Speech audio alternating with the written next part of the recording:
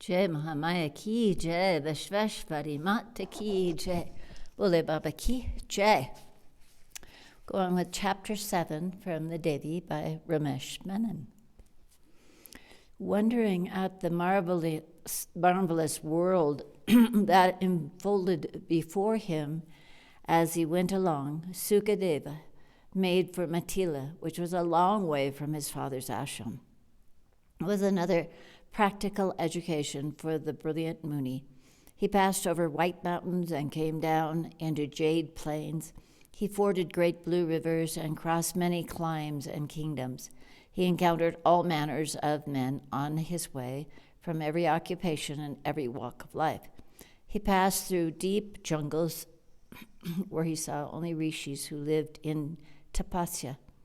Among these, he saw men that worshipped Shiva and Shakti, Ganapati and Surya, Indra and Vishnu, and many other gods as well. After a year, Sukadeva arrived at the gates of Janaka's kingdom, Matila. He saw how magnificent was the city before him and how content its people seemed to be. But a huge guard stopped him at the gates and asked rudely, "Who are you, stranger? What brings you to Matila?" Suka was astonished and made no reply, but he smiled to himself. The guard said sternly, "By King Janaka's command, no one enters this city without declaring himself properly. You may not pass." Now Suka began to laugh softly. He said, "I've crossed Meru and the Himalayas and countless jungles, rivers, and kingdoms to come here. Now I see how deluded I was, and it was my own father who deceived me. The karma of other births made me walk all this way here, and now I cannot even see King Janaka.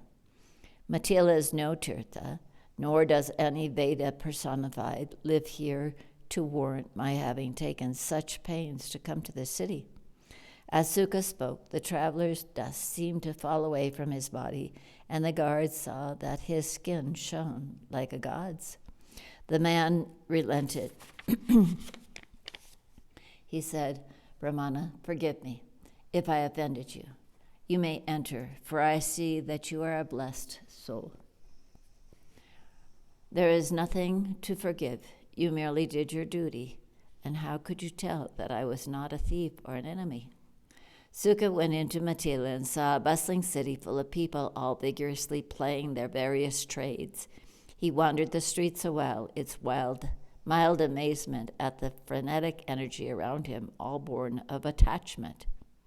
He saw men bargaining, arguing, some even coming to blows, and none of them seemed to realize what they did, nor how far from contentment they were. After a time, Suka came to Janaka's palace. Here also a guard barred his way. Suka shut his eyes and stood still as stone before the swarthy fellow.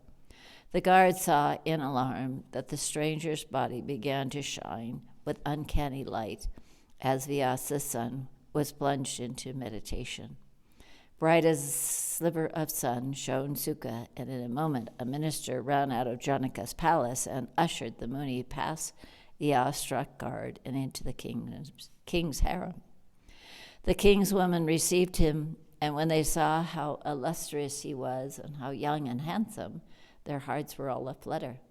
But Suka was beyond the temptation of the woman. They fed him with rare delicacies on which he nibbled politely, then showed him into an elegant apartment where a bed of swan down was made up for him. They fluffed the pillows but lingered on in that chamber, for they were aroused and could serve him more intimately. Smiling, the serene Suka washed his feet carefully. He slipped the ascetic's ring of kusa grass onto his finger, then sat on the floor at the foot of the bed in Padma asana, shut his eyes, and was lost in dhyana again. The woman saw how candescently his body began to blaze, and growing afraid, they left him alone. Suka meditated on the Supreme Brahman for 3 hours and then slept for 6 more. He awoke in the last part of the night and sat in dhyan again for another 3 hours.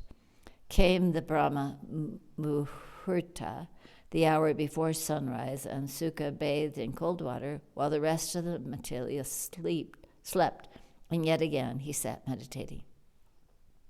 Later that morning, Janaka came to meet Sukha. The king came with his court priests and with offerings for the guests. When they had greeted each other formally, Janaka said, "Holy One, I see you are free of desire. Why have a rishi like you sought me out?" Sukha replied, "My father, Vedavyasa, said to me, 'Child, take a wife, because grihastha ashrama is the very best of life. But I believe that marriage is bondage and want no part in it.' Vyasa said that being married, one could still be detached. He sent me to you, saying you ruled a kingdom and were yet a jivan mukta. My lord, I want moksha, and nothing but moksha will satisfy me." Janaka said, "Moksha is hard to obtain. A man must first experience the 4 stages of life of a student, a householder, a renunciate, and finally an ascetic before he comes to freedom. No man who has not experienced the grihastha and vanaprastha can become a sannyasin." Sukha said, "But if a man has viragra and is detached even before he lives through these other stages of life, can he become a sannyasin straight away?" Janaka said gravely, "You are my guru's son, and I tell you the truth. If a man enters sannyasa with his desires unfulfilled, they are liable to waylay him without warning. He who makes his bed on a cliff can fall to his death, but a man who sleeps on the flat ground is in no way such danger. Desire is powerful. A man never relinquishes his cravings. The only way to free oneself of desire is the slow and gradual path prescribed in the Vedas." The king smiled, and Sukadeva saw how full of grace he was. Janaka said softly, "Sinless one, look at me. I live in the world in the thick of every activity, yet nothing binds me. Excuse me. Yet nothing binds my spirit, and I'm a free man. Bright youth, this world of illusion cannot deceive the soul. When the heart is pure and calm, then all the world is untainted and tranquil. The enemy is not outside. Every demon lives in one's own heart. The mind binds a man, not his circumstances. The Atman is beyond everything the mind perceives. The Atman can never be bound. When the mind sees the Atman everywhere, then the mind becomes free. The wise man experiences the 4 akshrams of life so that he can cleanse his mind until it grows still and he sees the truth that is imminent. But how will the mind recognize the truth when it is found, unless it has first known the world of illusion and despair? Once the mind discovers the soul, it comes to enlightenment from which there is no return. An illumined man is free forever." Sukha said doubtfully, "My lord, the mere mention of a lamp in a dark room does not dispel its darkness. A householder life in the thick of the deluded and violent night of samsara, how can he be free? When you are a king, O Janaka, and enjoy the wealth and power of a kingdom, how can you be a jivan mukta? Don't you think of this great material as being your own? Don't you make a difference between pleasure and pain, the garland of flowers on a serpent? But the true mukta is beyond every attachment. I fear it is a royal vanity that makes you think of yourself as being a mukta. Why, even ascetic munis who subsist on roots and fruits of the earth fall prey to this world's maya." Janaka smiled tolerantly at this young man. He said, "You speak cleverly, Sukha. But the truth is that you are full of doubt and anxiety, while I am not. I have no doubt that I am free, and not your cleverest arguments can change that. Remember that it is you who have journeyed all this way here to seek the peace of your heart. I, Sukha, am already at peace, and I stay here in my kingdom with no desire. Do you think that if you live in the heart of a forest, you will be free of the doubts that torment you now? Why, the jungle is as full of bondage as my Matila. The vana is made of the 5 elements as much as this city.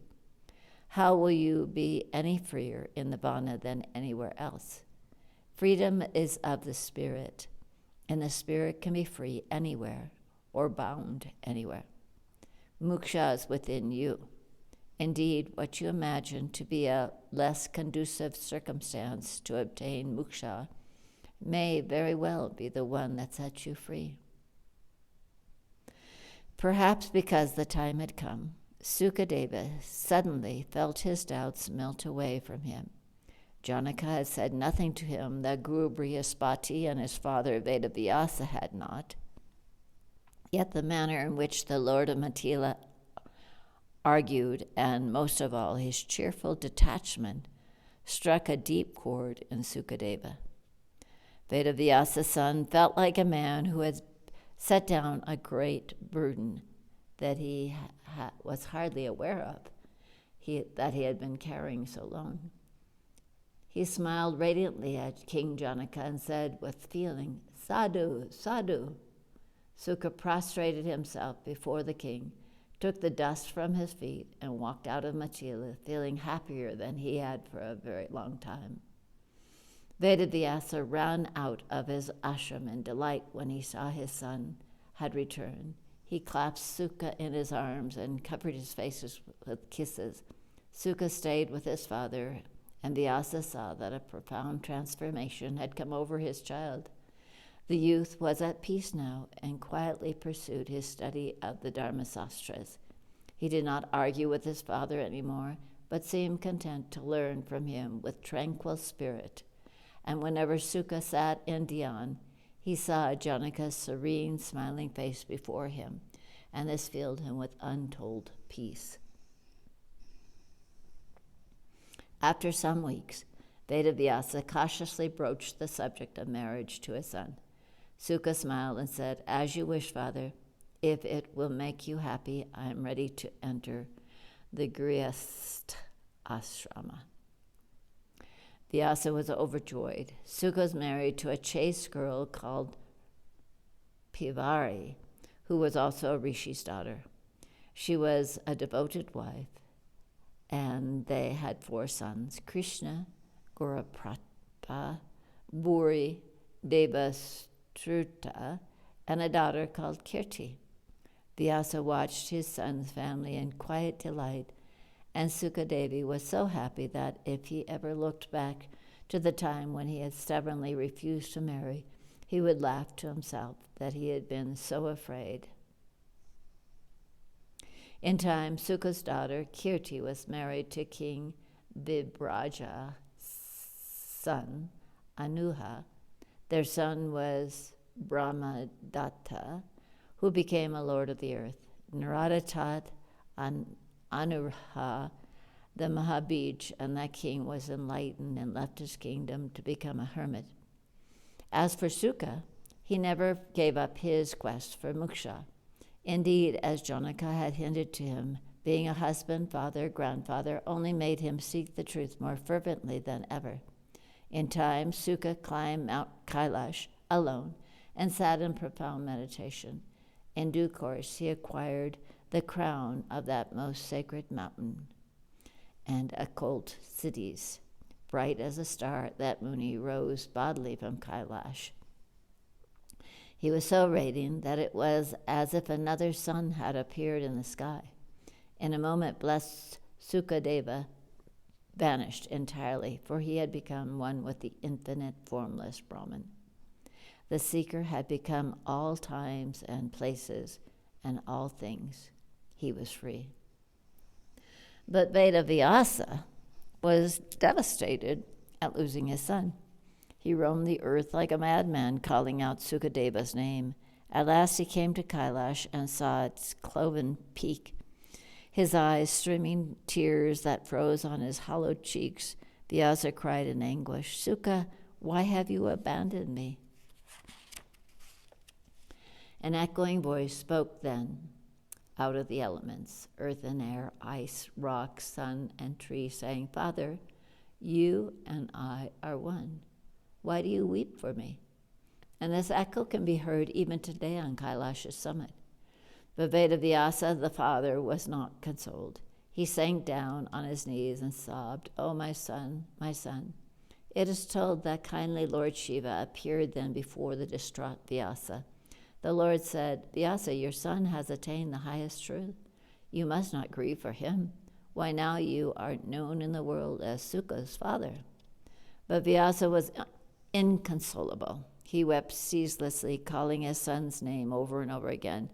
Merciful Shiva then showed Vyasa a mysterious shadow form of Suka's, glowing like a piece of the moon. Shiva said that Muni could see his bright shadow whenever he wanted. Somewhat mollified, Vyasa went back sadly to his ashram, for Dharma called him there as well.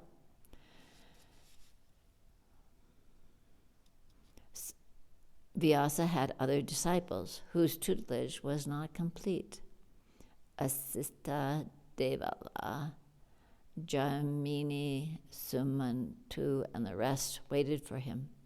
When they had learned all that he had to teach them, they went down into the world to spread the Sanatan Dharma among men. When Vyasa Muni was alone again, the pangs in his heart ravaged him once more. Everywhere he looked, he saw his son's face, and he knew he must leave this ashram or lose his mind. One day, Vyasa remembered his mother, Satyavati, who had given birth to him on an island in the river. Perhaps she could comfort him in his grief. Vyasa wandered his long way down from the sacred mountain and arrived on the plains. He came to the banks of the midnight blue river, to the very place on the Yamuna where he had been born. There he saw his grandfather, the fisherman's hut, which was deserted. He saw some rishis and asked them where his mother Satyavati was. They told him that she had been given in marriage to the great Kuru king Santanu of Hastinapura. Vyasa felt destiny stir in his heart, as if he had some momentous thing to accomplish in the world of men. He made his way again to his old ashram on the banks of the Saraswati and began living there, waiting for a sign of what he must do next. He spent some months by the Golden River, and Suka's memory tormented him less jaggedly on its bank. One day, as he sat in meditation, he clearly heard his mother's voice calling him urgently with the mantra he had given her when he was born. It was the first time she had called him since the day she bore him on the island, and he went eagerly to Hastinapura, where he would become embroiled in the fate he could never have imagined. His mother was calling him to become a father again, to sire the heirs of the Kuru kingdom on his widowed daughter-in-laws, Ambika and Ambalika, because the great Bhishma could not break his solemn vow of celibacy. And of course, the sons Vyasa fathered on those young queens were the blind Dristarata and the pale Pandu, and in the dark on Ambika's maid he sired the wise Vidura, says Sutta in the Naimisa jungle to all the Munis. Jai Mahamaya ki jai, Vishveshwari Mata ki jai, Bole Baba ki jai.